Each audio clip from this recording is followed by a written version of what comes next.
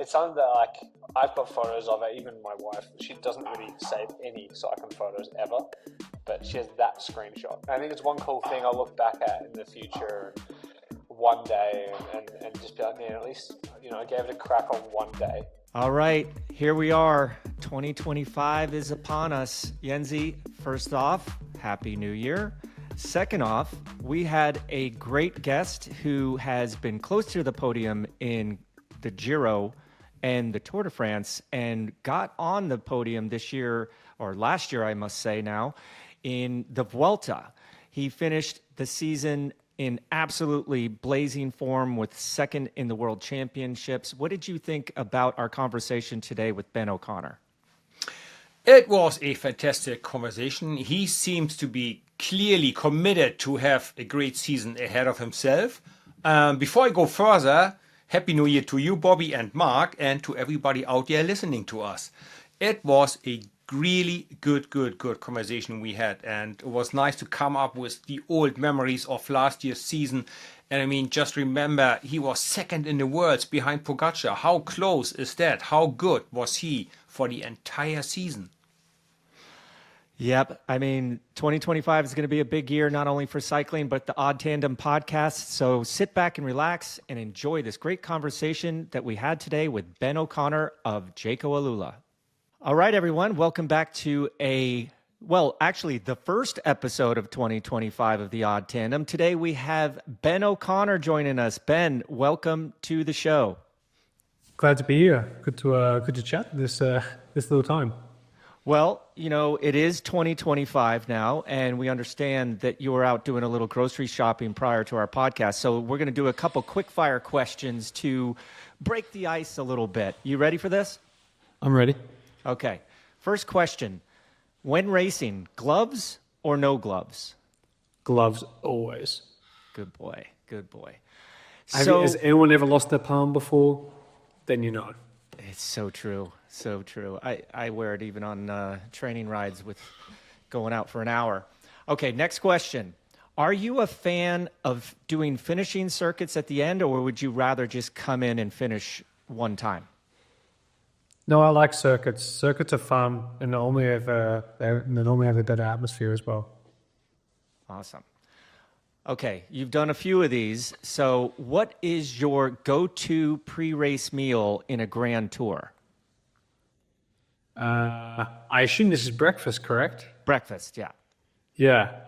It's like a kind of like rice cream or rice pudding, banana, peanut butter, 3-egg omelet, piece of bread for the omelet. And an AeroPress coffee. That's about it. No Vegemite? No Vegemite. No, that's a rare thing for me to take. Okay, last one. Now that we're just getting out of the off season, what was your favorite off season activity?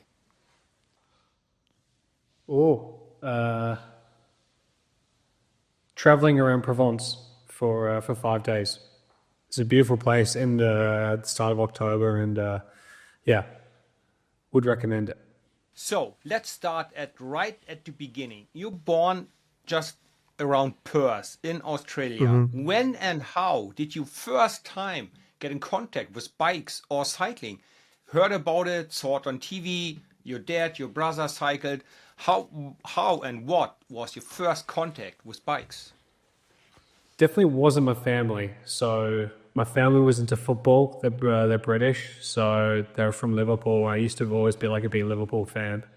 But kind of like with cycling itself, it kind of just started to come into my life through a best mate. His old man had a Cannondale Synapse. Actually, he also had the OG Trek from the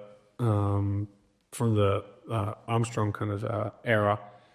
He had it all decal, but in like blue, so you couldn't see any of the Trek riding. And I specifically remember this Cannondale because it was when the FSA, I think, first brought out this like carbon crank.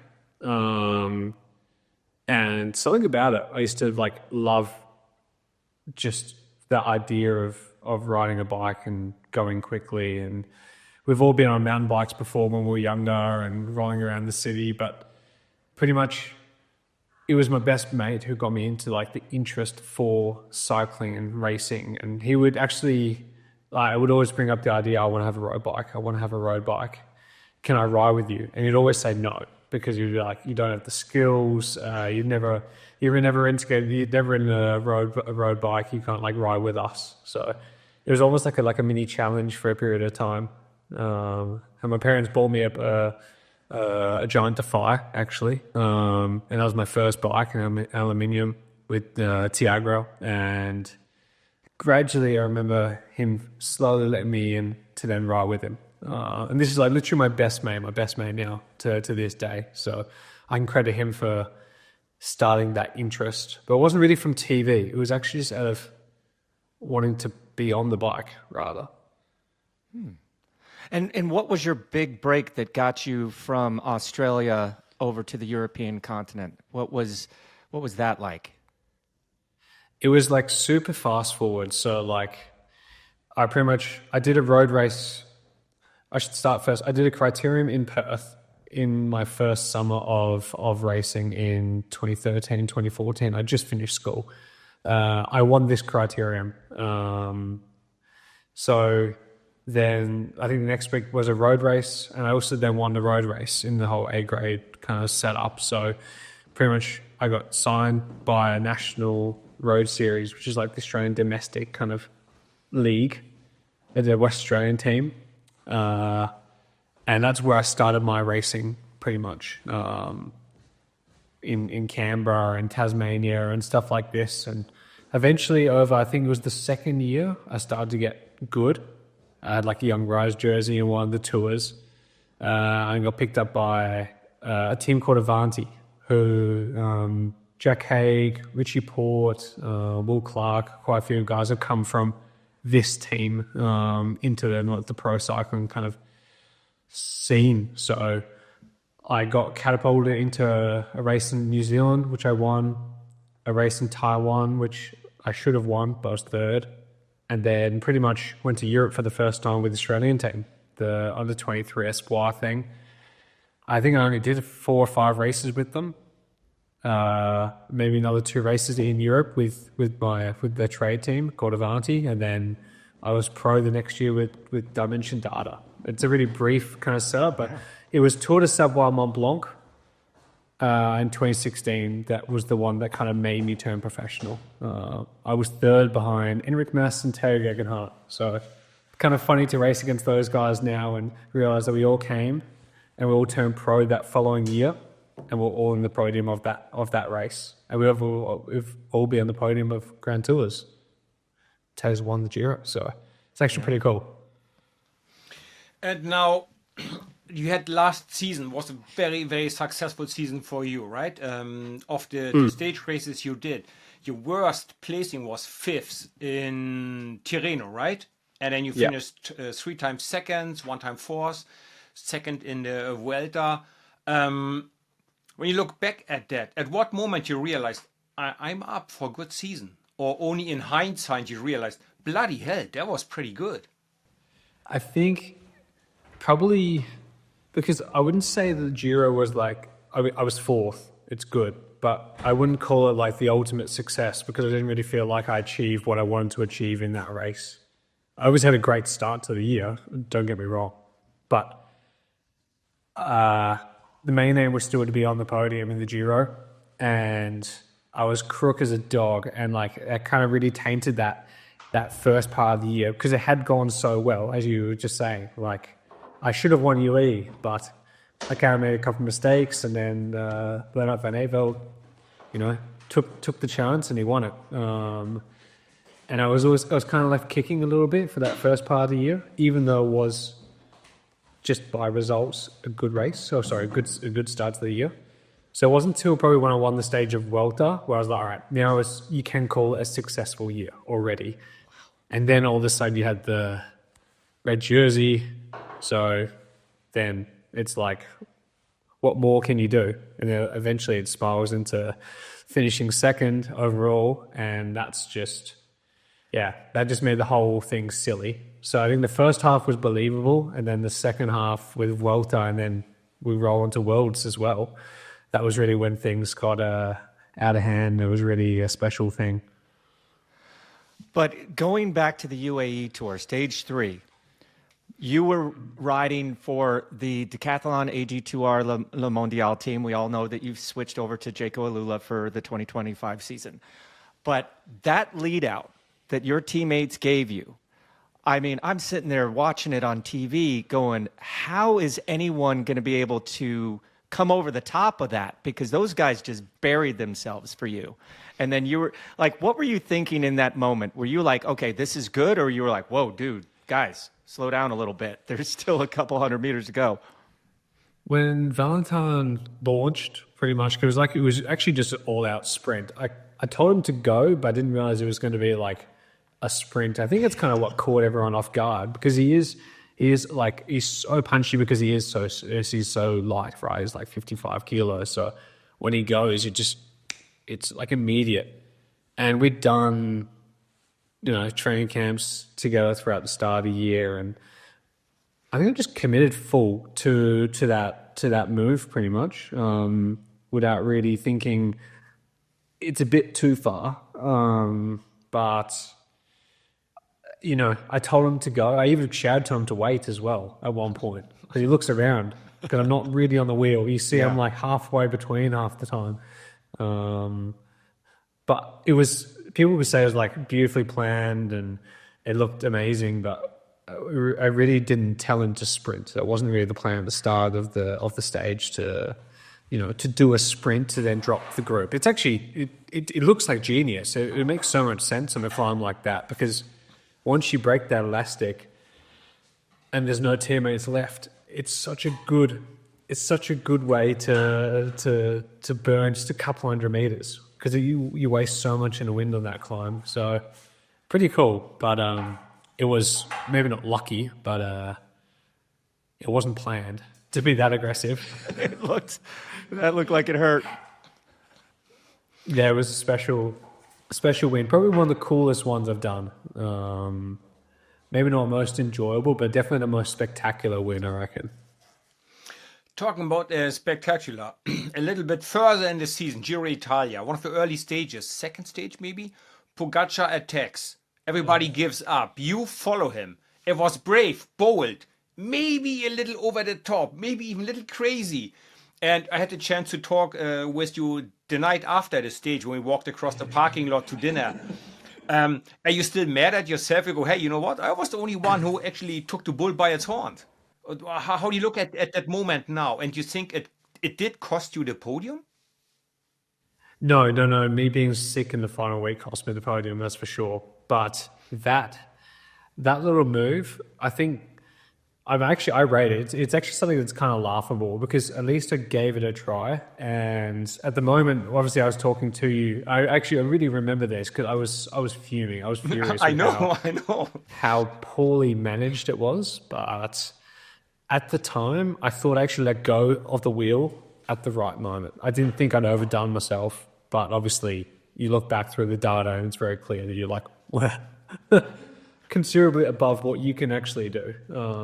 But it's something that like I've got photos of it. Even my wife, she doesn't really save any cycling photos ever, but she has that screenshot. I think it's one cool thing I'll look back at in the future and one day and just be like, man, at least, I gave it a crack on one day in peak pog.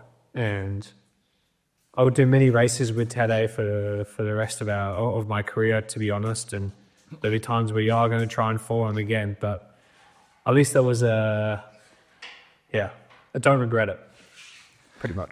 But you said something there that you were sick the last week of the Giro, of a Grand Tour, and you still finished fourth.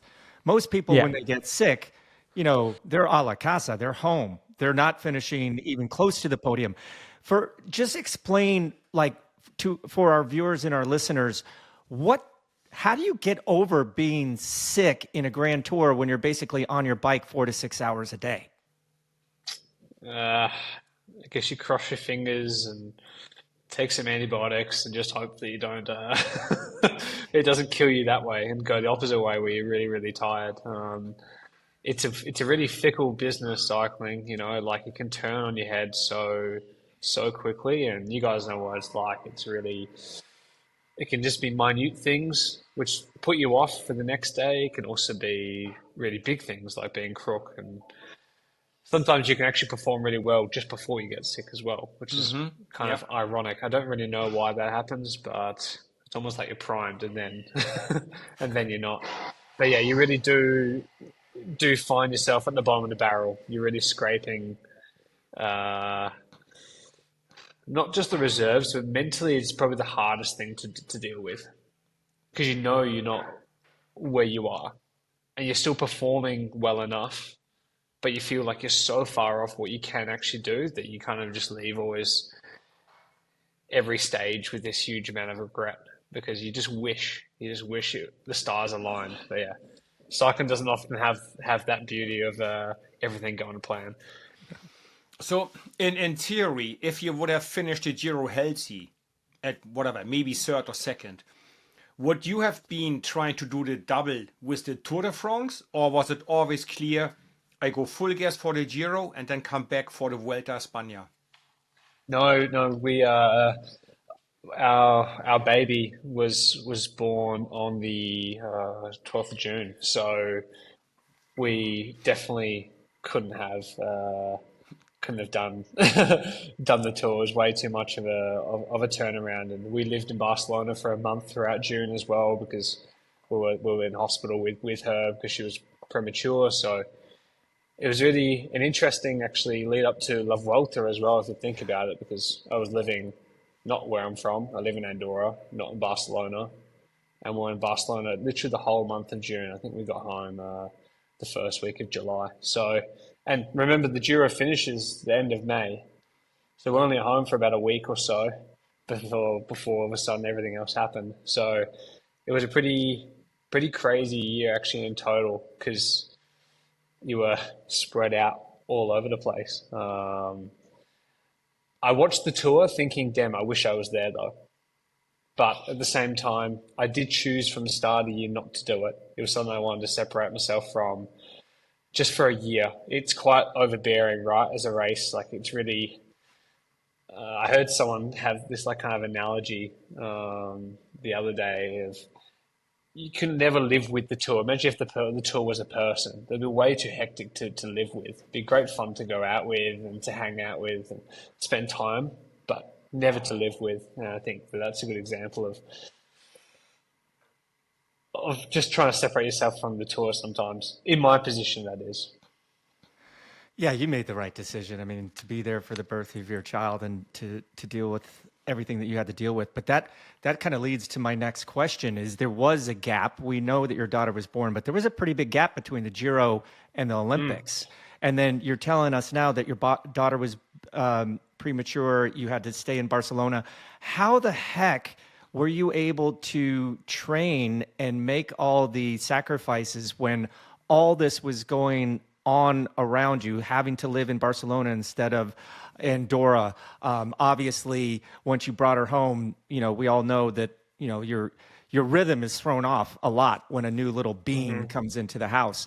But I mean, you must have done something right in between then and the Olympics because, you obviously finished the Olympics and then went on to do a great Vuelta.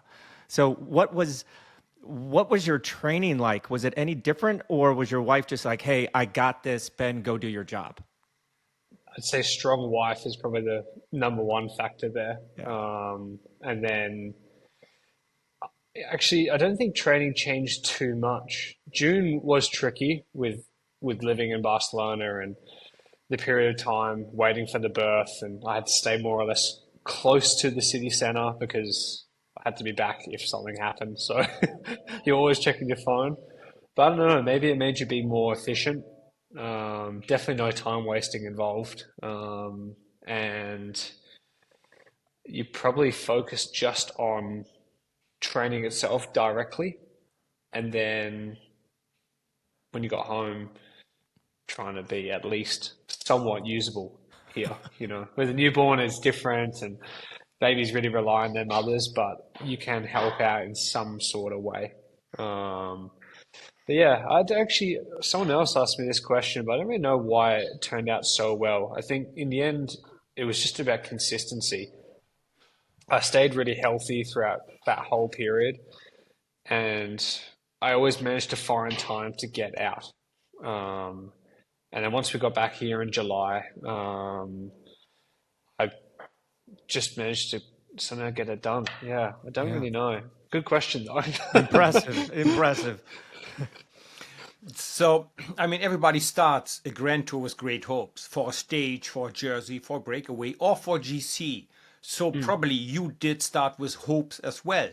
At what point in a race you realized, hey, I'm actually up for a good one. I'm not just hoping, I actually have it in my legs. The day I won, but definitely not before then. Because I went into the race saying I want to win a stage and be top 5 overall.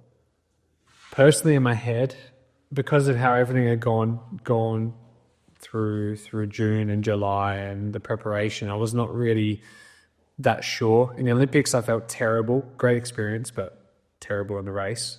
San Sebastian, I was good, but not excellent. So then it was like, I don't really know what I'm going to be like. But surely I could try with a stage. But I would definitely give the GC thing a crack because I'd done training here in Andorra. I'd been doing probably better things that I'd done before the Giro. So my coach was super persistent on being like, mate, you actually are super good. Just stick with it. First mountaintop, I think it was stage 4, perhaps. I was really bad. It was so hot and I absolutely detonated. And my teammate actually was off the front, Felix Gout. And I remember finishing the stage and being like, God damn it, Felix, if you race like this, like you could win. There wasn't that much time trialing involved in the race. And the climbs were steep. This one was steep and hot. I was like, man, if you race like this, for sure you actually have a pretty good shot. And then with the stage I won, this is when you asked the question of when did I actually believe I could win the race, was that final probably, once I dropped Lame Razor and was away by myself and solo, it was them. Because then I had the huge gap, time gap wasn't coming down, and they were giving me such a leash, and I was just like, right, this is when I'm now good, and it'll be really difficult for them to take that time back. Plus, I won the stage, so... Yes, you did in very impressive fashion, finishing 6.5 minutes in front of all the favorites. But very rarely when a rider is in a race, he has time to think about how good he feels. Like when you were able to sustain that power and then go solo and then win by over second place, I think it was 4.5 minutes. And then to the favorites, it was 6.5 minutes. Where do those sensations in that stage rank all time in your mind of, wow, like I was freaking on it today? That was probably the day where I had, because you're not breaking records per se that day, but probably the day where I was definitely outright the strongest I'd felt in a bike race. In the tour, when I won the stage to team, it was such a terrible, horrible day, like with the rain and the cold, that it's hard to, you didn't really feel good at all because you were just cold and it was just sucked and just like, it was really a horrible day. So everyone will always say, oh man, you were amazing that day. But I didn't actually really realistically feel it because it was just such a terrible day. Full stop. Whereas this one really was such an outlier because it really felt like you were able to get out there and you really crushed it. You really chased the stage because I put myself out there to go across to the breakaway at the bottom of the long climb. I exposed myself fully there to getting dropped later in the stage or suffering also in the following days from extra KJs burnt, extra fatigue. And remember, the team was pretty clear on that top 5 overall. Even though I'd had a bad day on the mountain stage beforehand, it was still very clear. Their new other guy that we're riding for, not Felix. Felix is there, but it's still for you. So it was it's one of those moments where you have to be extremely sure of what you're doing and that it will pay off, because otherwise you really do look like a clown. You wouldn't want to get back into the bus having lost a minute doing that kind of thing. Even if I was leaving the team, that's not really how you want to perform as an athlete. That's not how you run a plan, right? And that's not how teams plan races. So after then, a great tour of Spain. I mean, you performed consistently very strong on the leftover stages or on the following stages. How much temptation was there to call it a season? Or were you clear, hey, I got some good shape, I want to use it for a few more races, including World Championships? Or you went, you know what, I'm done. I did a good result. I want to go home now. No, Worlds I really wanted to do. That was like definitely high up on the list. I've only ever done one other World Champs. That was in Wollongong in 2022. Otherwise, I've never did under 23 juniors. Wollongong was my first World Championships and in the elite race. So I was like, I really want to get back to doing Zurich, but I felt so bad. Like really, that week and a half, I think going after Vuelta was probably some of the worst things I've ever felt after a Grand Tour. Probably the worst I felt after a Grand Tour, actually. Not just muscle pain, but just fatigue, and like really didn't want to get out on the bike at all. As in, wanted to, but would get out into the bike and be like, oh, no, not today. It was really just like literally just ticking off hours. I remember running into just people along the road and then just be like, can I just tag along? Like it just keeps me out on the bike. And it'd be on easier days, or it'd be like, I'm doing efforts. I'm like, all right, you do you. I'll see you later. Maybe next time.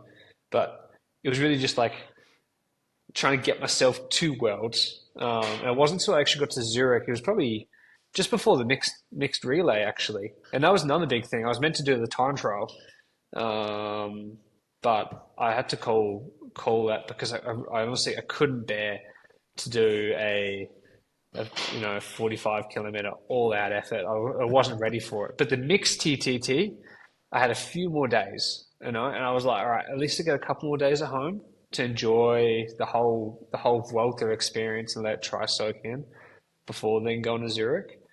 And that was a cool thing because like with a group, right? So you don't have that personal pressure or that personal expectation. You just went out there and tried to light it up. I remember actually sitting down outside with one of our media guys from Decathlon who was working just for the UCI and having a coffee with him, an hour and a half before the race start, literally just next to the bus and outside of a table. And it was really refreshing because normally, races are very strict and you stay on the bus and you really try get yourself all prepared. And whilst this was really, I had no pressure.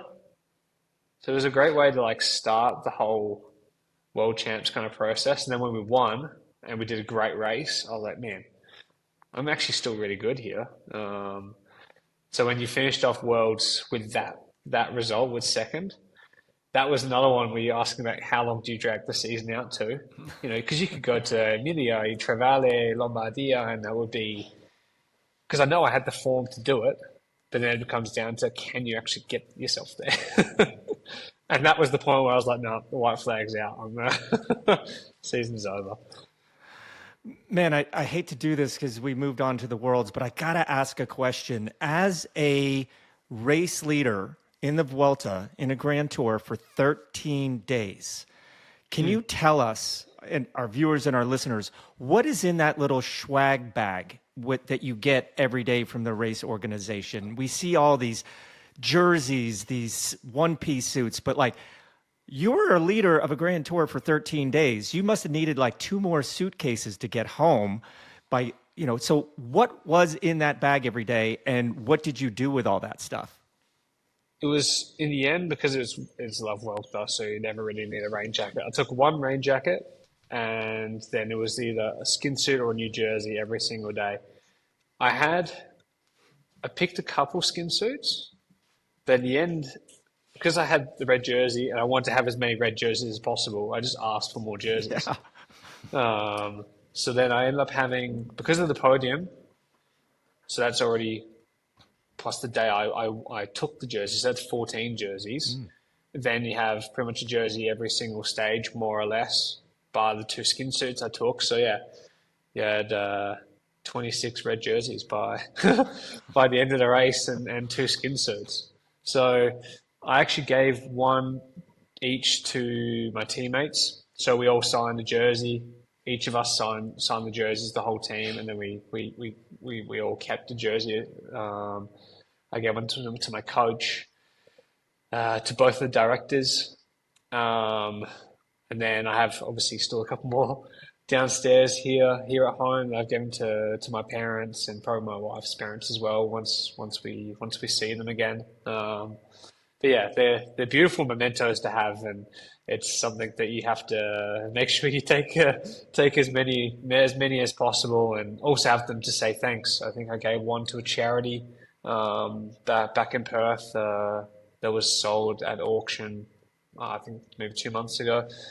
So I think that's when things like these can go to really great causes, and people can also have them, whether it's family members or best mates, and you can look up at it and see it on a wall somewhere, and hopefully it can just bring people, a smile. But between your teammates was the most special one. That was really cool. Sign them all together, and you have the jersey with every boy's name on it. That's a great thing to have. And it seems like in modern cycling, nutrition is a key factor for success, where cycling has developed quite a lot compared to our times. At a long race like a World Championships, or you're in the leader's jersey in Vuelta, it's a long, hard stage ahead. What would be your food strategy? You start eating in a neutral zone already in the team bus. You start with gels only 50 kilometers to go, or you take a gel right when they shot the gun for kilometer 0. What is your refueling strategy on a long and hard day? I would definitely, also when I started as a Neo-Pro in 2017, never would I imagine you'd be able to consume, 120 grams of carbs per hour. Especially even like when it's gels all day, and then these big bomb kind of carbo bottles with 80 grams per bottle, it takes a lot of gut training to get to that point to be able to digest that much fuel. I think it's the main reason why we're performing like we are. It's not like when you guys were racing, you were bad athletes, but there's so much, there was so much fatigue.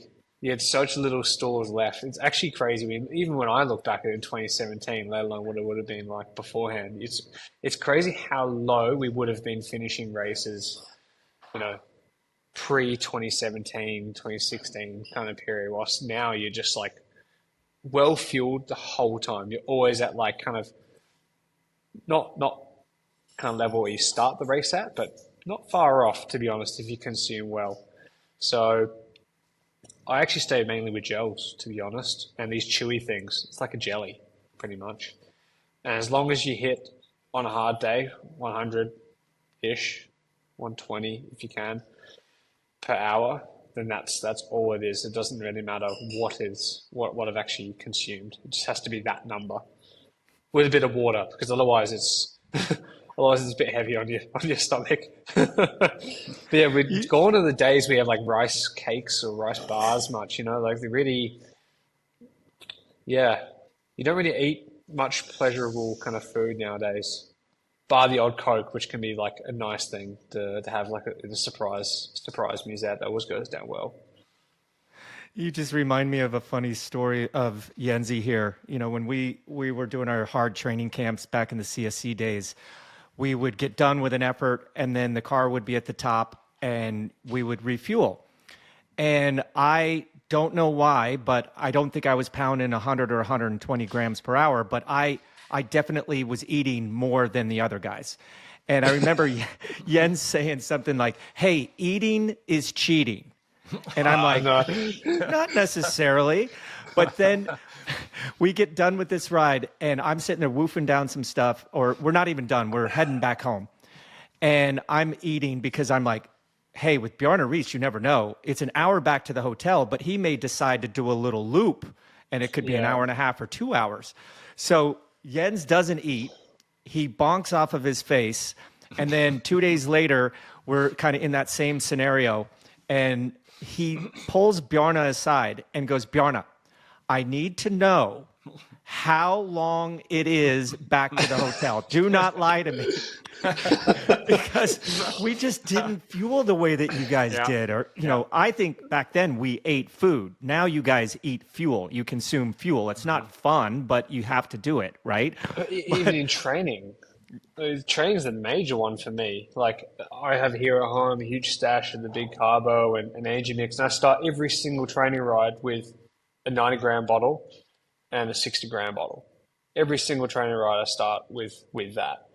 And then you have gels, which I never used to ever train on gels, but now I do on the big 50-gram ones and 30 grams. And then you have the bars and then music bars as well every now and then. But it's amazing how that was absolutely not a thing that I would ever do 3 years ago, even 2 years ago. It's been really like last year, last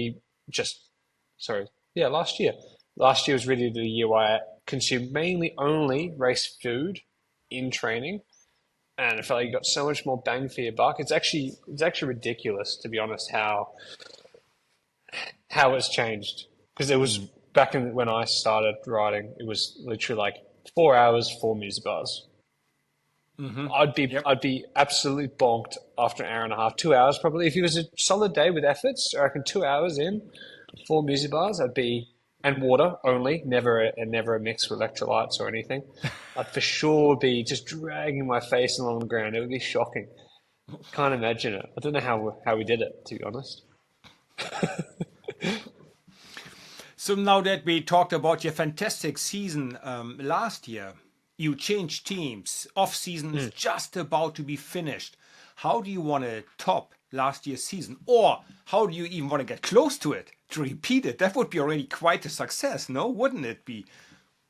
I don't know if I'll ever be able to repeat that kind of season. It'll be...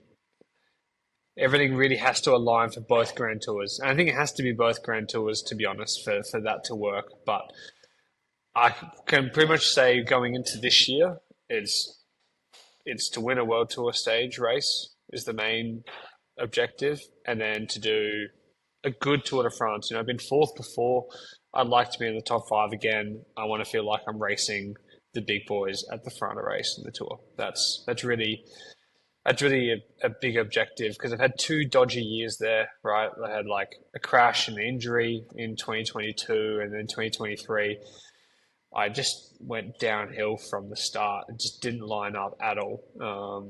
Thought I did the prep well, but because I was third in Dauphiné, it actually felt sweet. Adam Yates finished on the podium that year, and he was second in Dauphiné. Behind me was Jai Hindley in fourth, and this is in the Dauphiné that year. And he won a stage. He was in yellow jersey. So, like, you had the right pathway, but then it just all crumbled when I got to the start of the race. So I want to get this year right. I want to be back in the biggest race in the world at the front where I believe I should be, pretty much. And that's just how I'm going to approach the year, and not try. I don't think I'm trying to bite off more than I can chew, and dreaming about unrealistic things. I think it's all there, and if I can perform like I have, then that is easily something that gives me enough motivation to get out every single day to train, because you need that carrot, right? What's the carrot now? What's the next thing? Because otherwise you stop being an athlete by that point, because you're just running through your things. Go on. A quick follow-up question on this. There's a mountaintop time trial in this year's Tour de France. Does that suit you? No. Oh, okay. That's a clear answer. I can work with that. I think no. I don't think I'd get the benefit from a normal time trial. I think it's really something that has improved a lot this year for me, the individual TT. And Giro was a bit tricky because I had a mechanical in one of them. So that wasn't really a good... I had a bike change, so that didn't really help much with the placing. But in Madrid as well, I took it easy in the final, like 10Ks, because I knew I wasn't going to get beaten by mass. And I didn't need to absolutely destroy myself anymore. I was already buckled. Didn't need to stretch that paper any thinner. But yeah, mountain TTs, it's a tricky one. I don't know. I've never really done one before. I've literally, it'll be a new experience to me. I don't really know what I'm going to think about it. But normally you get the benefit against the mountain guys on the TT bike. But nowadays the TT, like, Jonas and Pog and Remco, they're so good on it. And it's like, well, maybe you would be closer on the mountain time trial. I don't know. You'll find out. Well, I had a question about doing 2 grand tours in a season, and you kind of said that the Tour de France is going to be your main objective already. We saw Sepp Kuss do all 3 grand tours in 2023, and you've done multiple double grand tours in a year. So I'm curious, for the mere mortals out there, I started 2 grand tours twice, but I never finished both grand tours. So I don't have the experience to answer this question, but maybe you do. So if you only do 2 grand tours in a year, what is the best combo? The Giro Tour, the Tour in the Vuelta, or the Giro in the Vuelta? Probably Giro Vuelta and Tour Vuelta. Definitely not Giro Tour, I think. Okay. So you will not be doing the Giro as prep for the Tour this year? No. Okay. It's too heavy the start of the year. There's so much preparation that goes on from December through to May, for example, that's often the time when obviously we start our next training camps going to the Tour. So if you did your Grand Tour in May and then the other one in July, I mean, you have to just completely forget about what happens after that period of time, to be honest. At least for me, I really think I'd struggle. I don't know how you can maintain form after doing both of those Grand Tours as a GC guy. Maybe it depends on how your outlook is, but if you're going to do GC, you can only do, for me at least, it's the Tour Vuelta or Giro Vuelta. I don't know why the Tour Vuelta works as well, because normally in La Vuelta, like if you look at it from a numbers point of view, you normally put out some of your best numbers in that race. Steep climbs, often around 20 minutes. It's not like it's mountains all day. You don't have the stress of the peloton as well. So it's slightly easier running into those days. So whilst the Giro, it's always a bit tricky.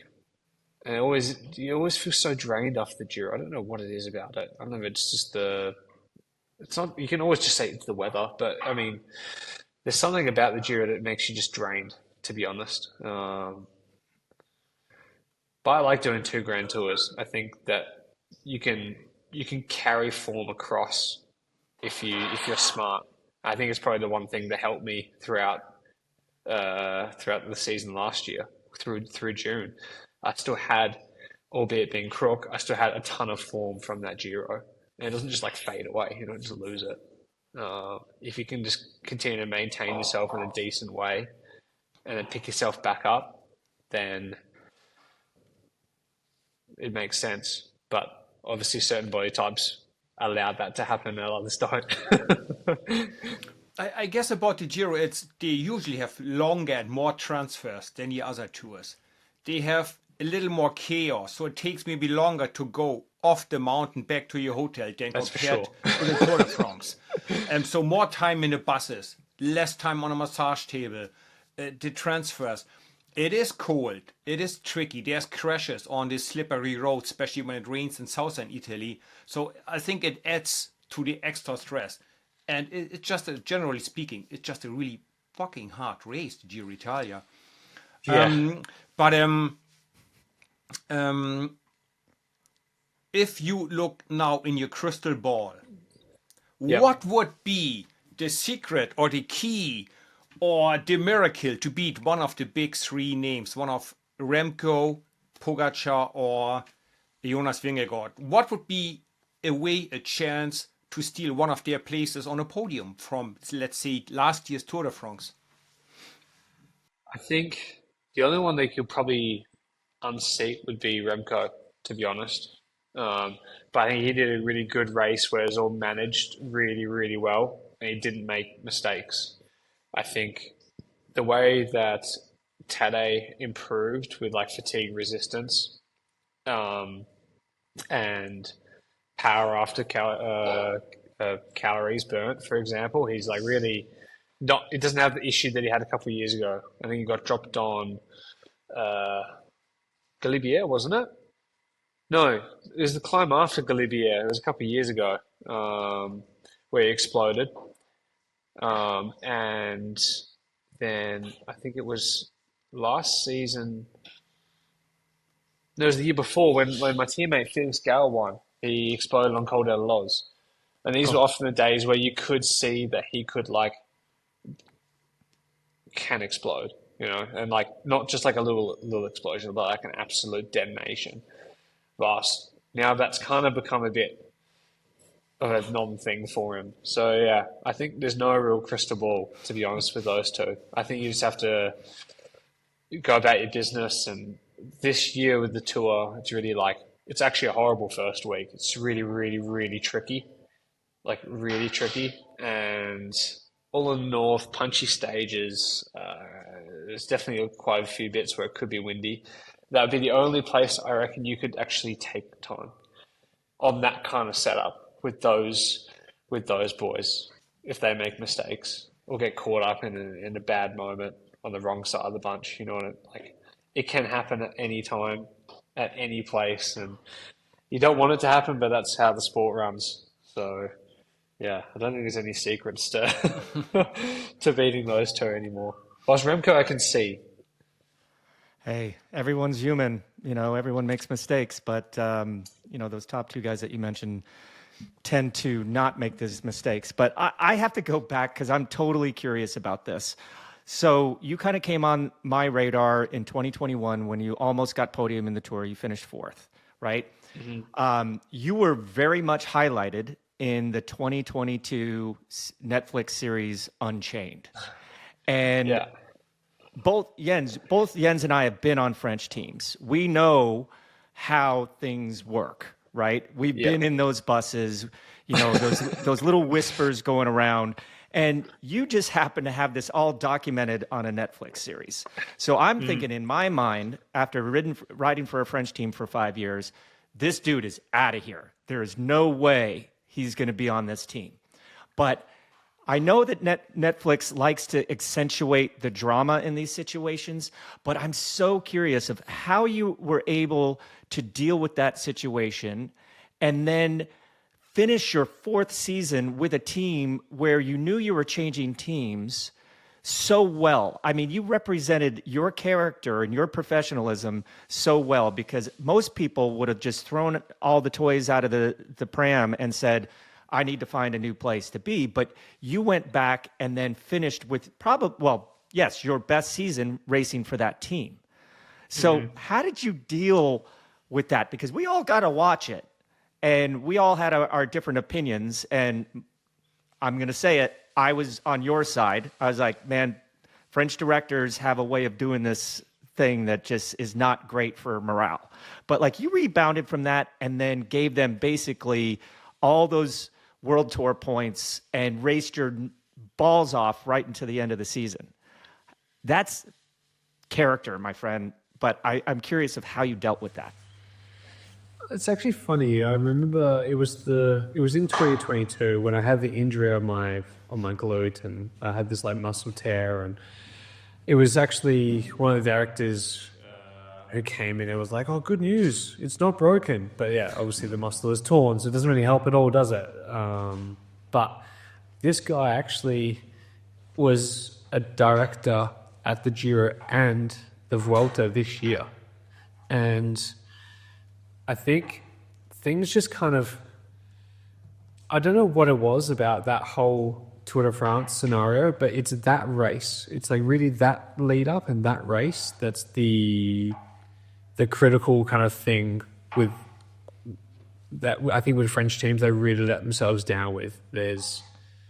You can be, precise and dedicated to one event and one build up, but I feel like you like really are emotionally attached to them throughout the race.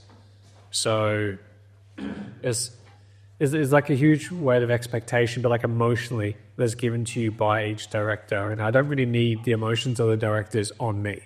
And that was kind of the main thing that really I found bothersome with that kind of scene that was going on. And Netflix does show like just frustration, to be honest, for both scenarios. Not understanding an injury, that's obviously communication. And then the other year, not understanding that I really wasn't. They always believe that you can like create a miracle, and you can turn things around. But sometimes it was hard for them to see reality, and that was the trickiest thing to deal with in 2023. So I get like super pissed and angry, but eventually then this year, it was, all right, we have this very, very dedicated plan and we're going to be super frank and open. And I actually also asked the team to create, maybe not an English bubble, but as many English speaking people around me.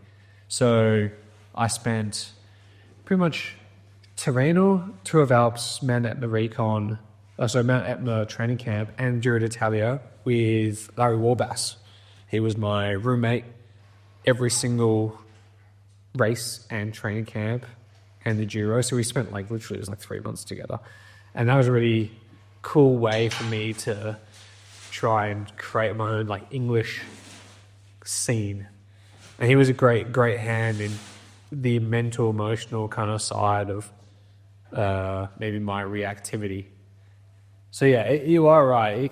With French teams, there is something else. There's like another layer there that really can put you down. And when you don't perform, it's like really emotionally distressing to them. And you can, it really feels like you let them down way too much than you should, pretty much. But I think it's because they're so involved, right? Like it's like that's been their life and only their life. And the team is them, like, you know, it's not like it's a team and you're all self-employed. They're all employed as part of the team. You know, they all have formal contracts with French pension and everything's regarded within that business. Whilst cycling's often a sport where you jump from ship to ship or from team to team and you meet lots of people, but they stay really within that group. So it's a tricky one. But last year it was really, really well managed by everything. And I managed to get myself out of that French mentality and we did things the way I wanted things to be done. Which was really good by them to accept it as well. Because like, that's the reason why I didn't also want to do the tour. Because I needed to get myself out of that scenario. I didn't need to deal with the tour anymore with that, with the French team. I was like, never again from 2023, no matter what happens, never again. That's why it's exciting this year to go back. I mean, can't wait to see it from another lens.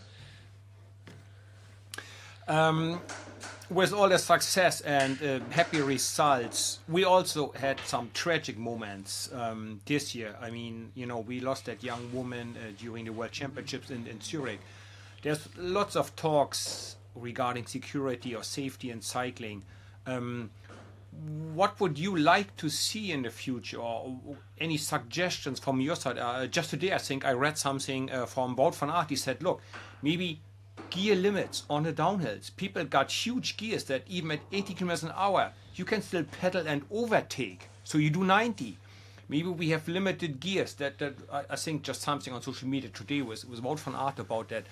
Different barriers, more circuits, less downhills. Anything that comes to your mind, how we could make it safer for everyone? You know, I mean, Zurich was a circuit in the end, and where she fell was it was a horrible day for the girls, but it was really in the forest, that deep forest. There's no one there, and that's why they didn't find her, right? And that was the time for Zurich. That was the issue. They didn't find her for so long, and she passed away. I think there was another guy that crashed in Austria this year, in Grossglockner, Tour of Austria, A and young he also Norwegian. passed away. Yeah, exactly, on some of the upper curbs. But that wasn't so much that. I think from what I have heard, it was an equipment thing because it was a straight road. It wasn't from a curve, it was a straight road. And that's horrible to think about, but it's really a sport where it will be absolutely it'll be absolutely impossible to safeguard the whole thing. It can happen, tragic things at any moment, whether it is with a motorbike, or I remember I was there in Tour of Poland, when a young Belgian guy passed away. He hit like a cat eye. We're going super easy, super slowly. He fell into like a bit of a ditch and he passed away. And it was really something that absolutely you could not have foreseen it. Like there was no danger at all at any point in that race. It was dry. It was just a cat eye, but he lost his hand, and that happened. So I don't know, with gear restrictions, perhaps it would help if you maybe had people only on 53s, maybe, but you would never be able to eliminate the whole danger, to be honest. I think there's definitely things that can be done though. Like, I mean, we descended Mortarolo this year in the Giro, and that is that's in a pitiful state, that road. Like it's not raceable. If you've ever done it recently, it's a disgrace to descend down that in a race. If it was wet, everything is so blind. The road surface is absolutely cooked. It's really something like this. It could happen straight away. I think there was a guy actually that crashed and went off the road, but he didn't hit anything. He just went into the bushes. He said he fell 10 meters or something like this over the edge, but he was fine. I think simple things like this would be able to, as in just to fix the road at least a little bit, would be able to fix many an issue. I think it's one thing that ASO, to be fair, does do well.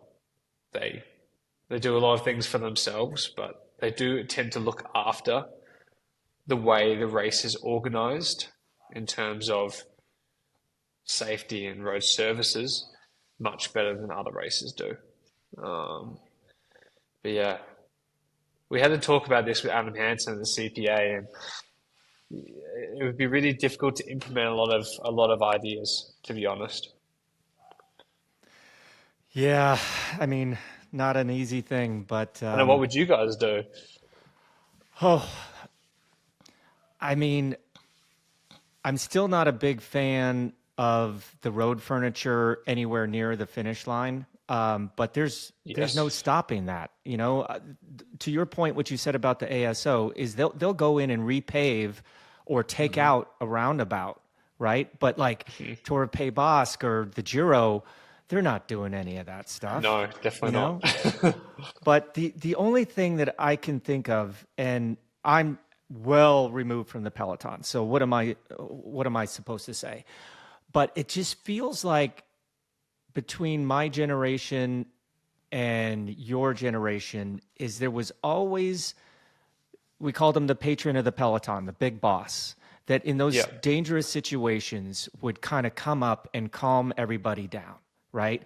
Like, guys, we're not doing this. We're not racing down this crazy descent. We're not doing X, Y, or Z. And it just seems like that's lacking in the peloton these days.